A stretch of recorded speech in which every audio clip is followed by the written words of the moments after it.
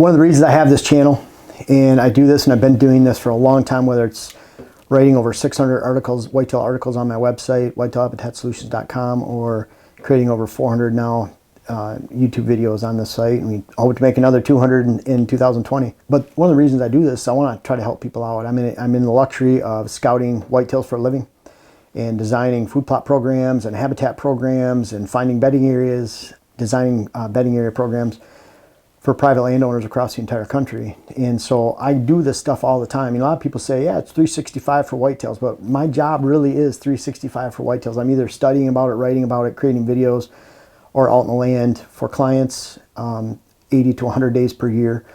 And then certainly out for myself in my own activities between hunting and working on the lands over 100 days a year. So I'm out a long time, doing this. And I just want to help people. Have a lot of hunting experience based on that, hunting multiple states back to '93, and different types of habitat, a lot of public land. I've shot close to 30 public land bucks. So I try to bring all that to the table and try to help. And one of the things I really want to keep you from doing is these 5 deer management fails. We've talked about habitat fails, food plot fails, different things like that, hunting fails, top 5 hunting myths, all these top 10 hunting mistakes. So I want to keep you, often, we have to learn the hard way. That's how we know something's hot, because we touched it, we failed. I want to keep you from touching it and burning yourself on these habitat fails, or these deer habitat management fails, deer management fails. And the first one is a spike. Once a spike, always a spike. And shooting those spikes, I would guess that out of these big bucks on this wall, there were 3 or 4 of them that started out as spikes. Especially this UP of Michigan one down here in the corner that I shot on public land. By and large, 50, 60, 70%. In fact, in the area he was in, if you have a 3-point on a side rule, it protects 82% of the 1.5-year-old bucks, and a no spike rule, meaning you could only shoot a buck if it had 2 points on the side, protects 50% of the bucks in that location. So think about that, 50% of the bucks in a lot of poor habitat or heavy winter areas.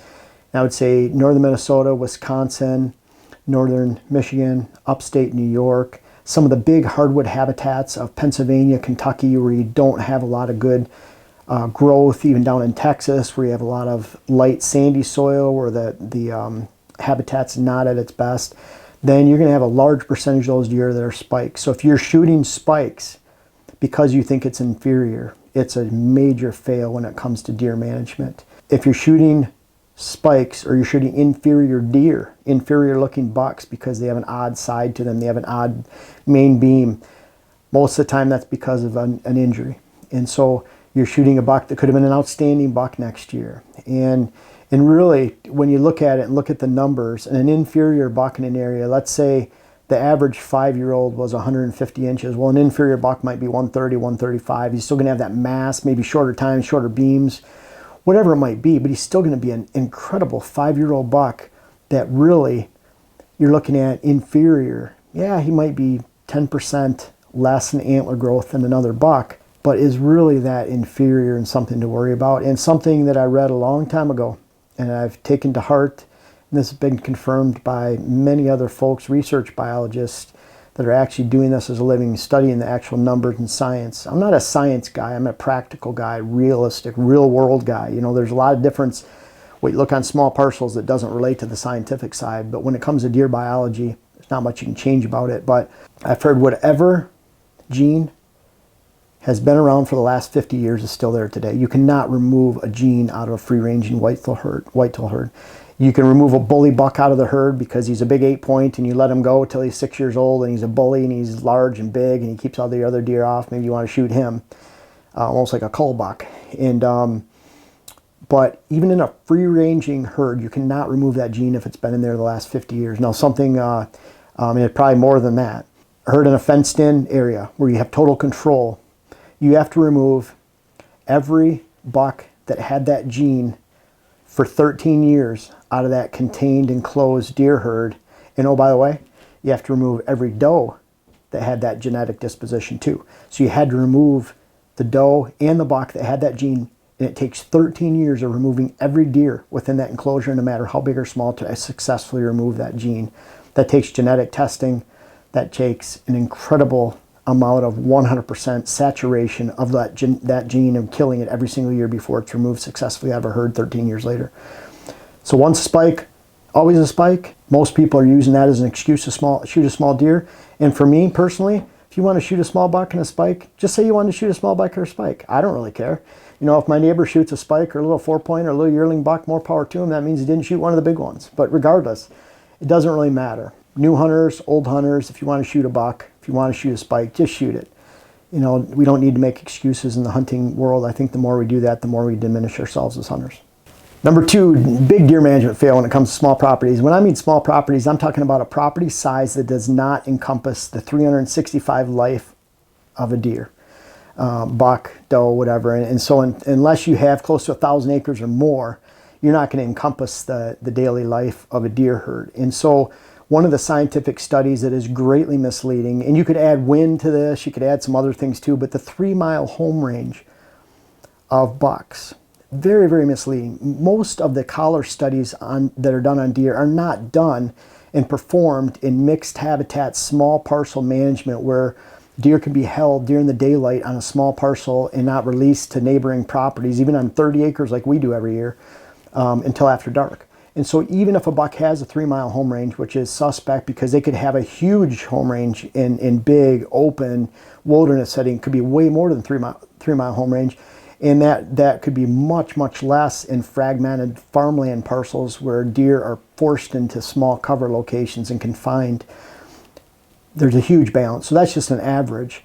But keep in mind that if you manage your property correctly, if you hunt a location on public land that has the cover and it has some type of food, a clear cut, you can find bucks, mature bucks, the oldest bucks. And we find that the older the bucks, the more confined they become to certain trail cam locations, because the older they get, they know those areas and keep them safe, and they stick very tight to them. Often around here, the hardest buck to pin down is a 3-year-old, because he's not old enough to have his own spot yet, where he's not going to be kicked out by older bucks, but he's too young and he's roaming around looking for a spot. And so until he does, he's not going to settle down. We see those move the furthest. But during the daylight, even if a buck has a 3-mile home range, he's going to experience, typically during a given season, if you set the conditions and the table right, he's only going to make 90% of that, 95% of that he's going to make after dark. He's going to make 5-10% of that during the day. What you can manage. You're not managing for a 3-mile home range. If you manage for that, then why even bother? You know, you're going to look at it like your buck could be anywhere, a doe herd can be anywhere, but that's not the case. During the daylight, they stick really close to home. Give them the conditions to do so. Hardly anybody, deer research biologist included, get to experience a herd that is confined and not overpressured. Almost everyone overpressures their food sources and bedding area. And if you don't overpressure, you're going to find that bucks stay really close to home. The older they get, they even stay closer to home. You can throw the 3-mile home range out the window, because most of that applies to after dark. And during the daylight, it's a very small home range. And if you manage like that, you're going to be on the track to success. Okay, this is one that I know people don't like to hear. This is a hard pill to swallow. But you can't shoot does during the middle heart of the season on a small parcel and expect to find success. Doesn't matter if you're comparing your favorite area out on public land. If you're whacking a doe on opening day of gun season and you have that disturbance of getting the doe out, driving to it, let alone shooting it and having it run away with anything else that it's with, then you're going to hinder greatly your ability to create a quality herd and hunt every single year. And there's people out there say, well, we've got to shoot the does, we have too many. But opening day gun season is not the time to do so. In fact, that's anti-QDM. That you're not going to create a good herd by shooting does at the wrong time. You need to shoot does at the least. I created a chart a long time ago, early, end of the season, early, great time to shoot. But as you get closer to the middle of that time, that is a time when your property needs to be the most secure, the lowest risk to the local deer herd, and you cannot afford to shoot a doe. For example, Michigan, November 15th opener. This year, the opening day of gun season in Wisconsin was November 23rd. Last year was the 17th. That is at a time, that mid-November time frame in most gun seasons, let's say during the rut, in Minnesota's gun season, that first full Saturday, full weekend in November, you can't afford to shoot does at that time.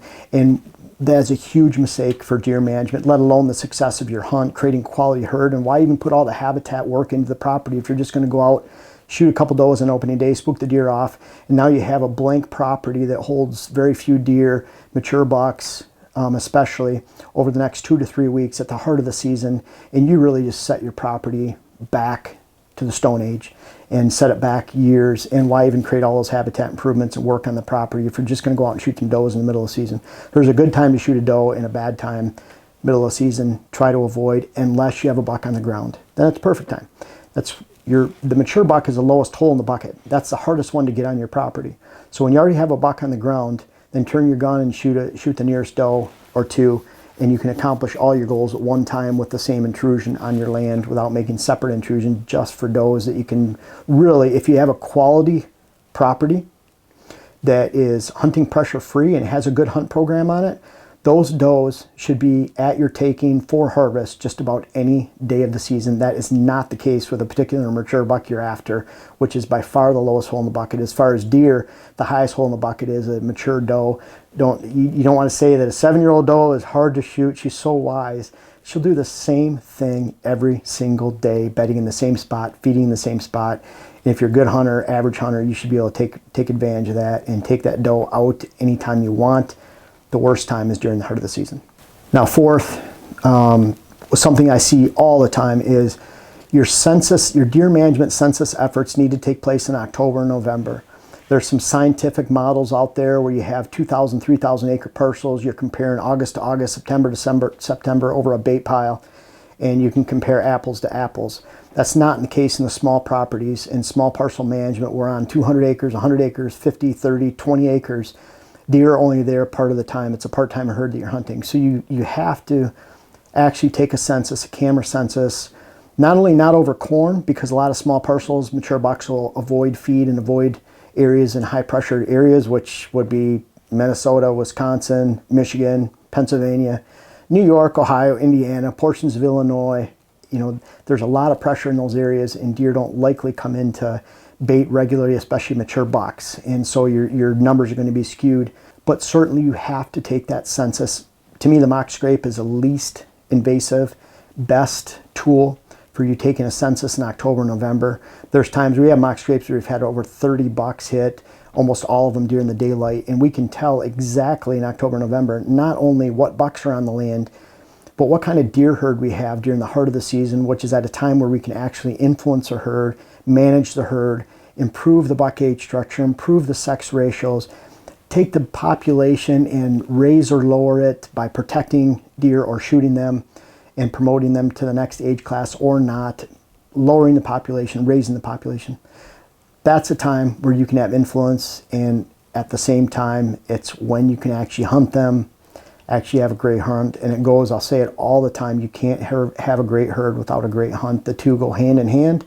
So if you have a great herd in July, you're not going to have a great herd typically in the fall, because on small properties, you can't have it all.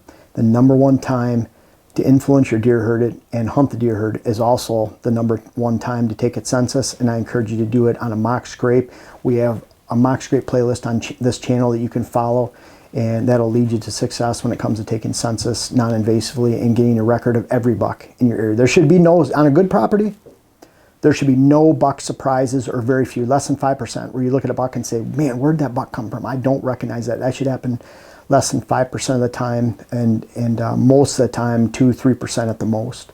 Finally, number 5, create great habitats, create great cover, create great bedding cover, and you create outstanding food plots. And if you pressure that habitat, and especially your food plots during the heart of the season, then now you just invited every deer in the neighborhood to this perfect improvement, this high quality food plot, this high quality bedding area, only to spook those deer off to your neighbors.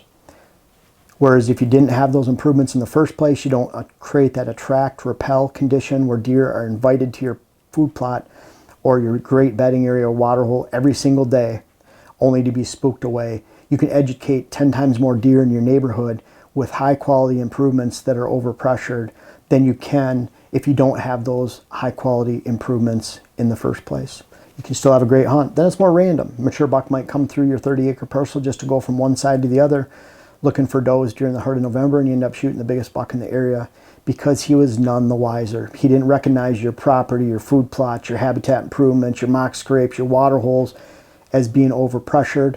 That to me should have been maybe moved to number one, meaning the number one fail is if you make your property so attractive that you can't step foot onto your property without spooking deer, then you have failed in deer habitat management, because you can never create a quality herd during the hunting season if the deer are off your land during the daylight hours and are focusing on your habitat improvements after dark. Something to think about every single season. Your access has to be perfect. The lowest hole in the bucket of all of this, of all of deer management, is how you hunt your land. That's the lowest hole. There is no amount of habitat improvements or great genuine goals of having a QDM herd or having a really pretty deer herd with lots of bucks, and you can have all those goals that you want. You want an older age structure, whatever you want, whatever your goals are when it comes to your deer herd. But if you're spooking off those deer because of how you hunt, then you're not going to ever accomplish your goals. You're just attracting a greater number of deer to educate them every single fall. Your habitat and hunt, and the way you hunt and the system on your land has to be set up with the thought of everything you do. Does this allow me to shoot the oldest buck in the woods, or am I setting myself up for failure? A lot of habitat improvements, let's face it, attract more hunters during the daylight than they do deer. I want to make sure that you're not failing in those areas this off season as you're getting into next season and planning and strategically planting. Pay attention to those top 5 fails. And I think if you correct those and make sure that you're not completing those on your land this off season, then you can have a great herd and hunt. And it only takes one season to turn it around. You don't need to wait decades for this to happen, or certainly years. You have to wait months.